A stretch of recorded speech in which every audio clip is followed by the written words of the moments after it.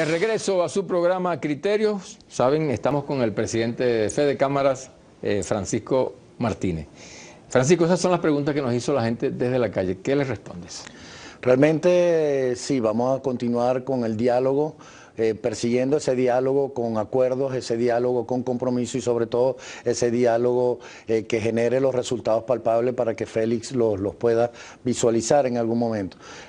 Con respecto a la pregunta de Kimberly, tengo que decir que además de que me impresiona la agudeza de su pregunta a su corta edad, realmente las medidas económicas según nuestro criterio todavía están bastante incompletas, solamente se abordó el tema de las medidas digamos en el ámbito fiscal, pero todavía faltan medidas que vayan al abordaje de la producción de bienes y servicios, a promover esa producción que tanto requiere hoy por hoy los anaqueles en Venezuela para que los consumidores la puedan mover, y otras leyes de corte, digamos, de corte macroeconómico que son importantes para el control de la inflación, que es responsabilidad del gobierno. Y yo creo que con esto que se contesta también la última pregunta de los empresarios, de los pequeños empresarios, en la medida en que nosotros vayamos llegando a aterrizar esas medidas que son tan necesarias para el país, eso va a ir fluyendo progresivamente en forma positiva. Claro.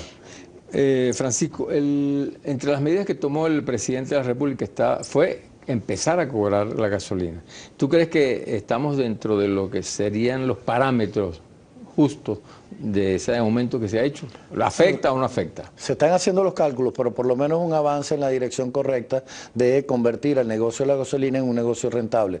No sabemos qué tanto cubre el déficit, que es bastante elevado. Ya tenemos entendido, según los cálculos, que el déficit de PDVSA va alrededor de 12 puntos porcentuales del PIB. Eso es gravísimo. Para que tengamos una referencia, en un país, cada vez que alguna deuda global del país está por encima del 5 o 6%, se activan y se disparan mecanismos de ajuste inmediatamente sobre la economía para corregir esa falla. Y ya digamos, el consolidado del déficit fiscal está por encima del 20%. Quiere decir que hay una urgencia y el gobierno nacional tiene la responsabilidad de atacar ese problema de forma urgente, inmediata y por sobre todo eficiente.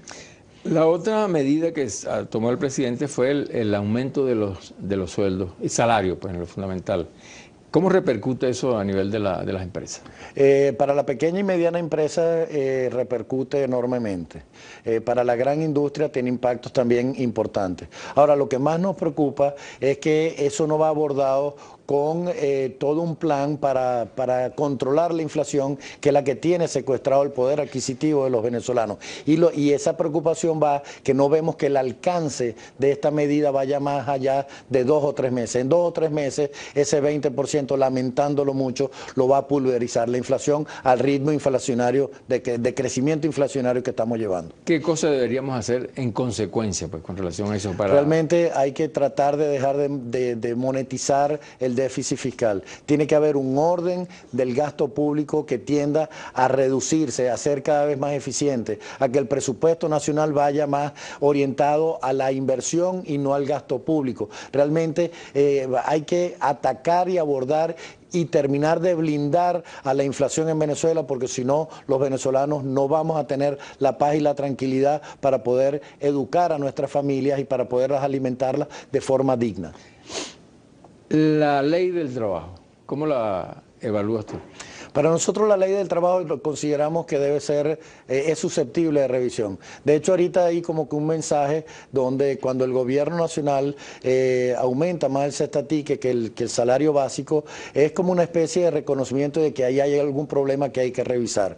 La burocracia en este país más o menos está por el orden de 2.4 millones de empleados públicos. Para que tengamos una referencia, en Argentina, que es un país incluso con mayor población que Venezuela, pero tenemos más o menos digamos, somos un país bastante similar, la burocracia más o menos está por el orden de 500 mil empleados públicos. Hacer, entonces deberíamos tener un sistema realmente con una regulación laboral que permita la generación de trabajo decente, que permita la posibilidad de generar, que entienda que en esa ley se necesita generar esos crecimientos, esas rentabilidades adecuadas para que las empresas puedan no solamente generar ese trabajo decente, decentes, esos puestos de trabajo, sino que también que permita pagarle el salario digno a todos los venezolanos para que vivan dignamente. Claro.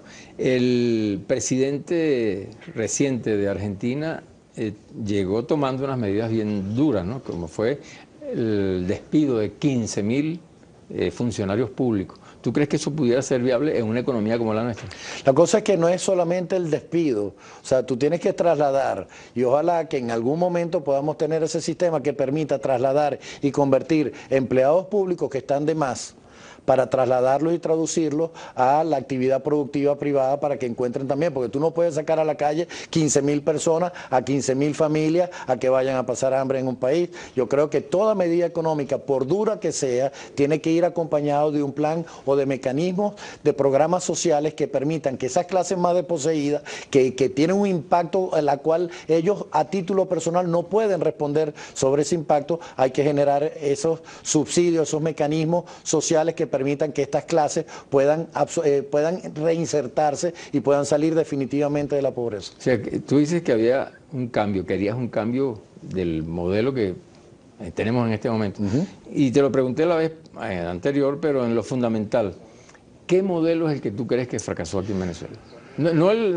Porque hay, te decía, dos modelos concretos, socialismo y capitalismo. Sí, yo más bien te quisiera hablar del modelo que sería ideal. Nosotros visualizamos un modelo donde exista una relación sana entre la oferta y la demanda, donde el Estado intervenga para promover la inversión privada, tanto nacional como extranjera, y que por supuesto, además de promover, sea el gran regulador, no el controlador, sino el que regule las distorsiones que haya cuando hay esas fricciones entre agentes económicos y la diversidad del pensamiento, que el Estado sea el gran regulador de la economía, pero que ojalá que los precios justos se trancen en un mercado a través de esa competencia sana de los ciclos de la productividad.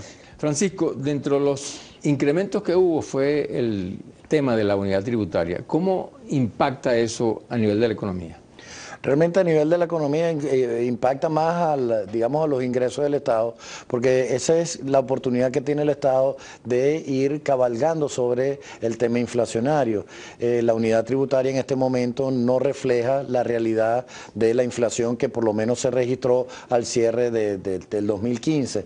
Así que bueno, el impacto siempre va a ser, digamos, el tratar de ir por encima de los esquemas inflacionarios, pero lo importante no es tanto la unidad tributaria como es atacar el tema inflacionario, que eso es lo que verdaderamente afecta a las empresas y a todos los venezolanos. En los precios generales, toda esta cantidad de bueno, siempre tiene un impacto, sobre todo hoy por hoy lo que hay que revisar es esa carga fiscal y parafiscal que se ha convertido en un costo muy grande para la economía. Más bien lo que vemos con preocupación, no tanto unido a la unidad tributaria, son esas cargas fiscales y parafiscales que en un momento determinado no permiten que las empresas puedan tener una mejor relación costo-beneficio que permita promover los bienes, la producción de bienes y servicios, sino más bien por el contrario, el gran socio de todos los empresarios en este país es el gobierno actualmente. Queremos que nos deje una reflexión final al país. Sí, realmente la invitación, no solamente a los empresarios, sino a todos los ciudadanos,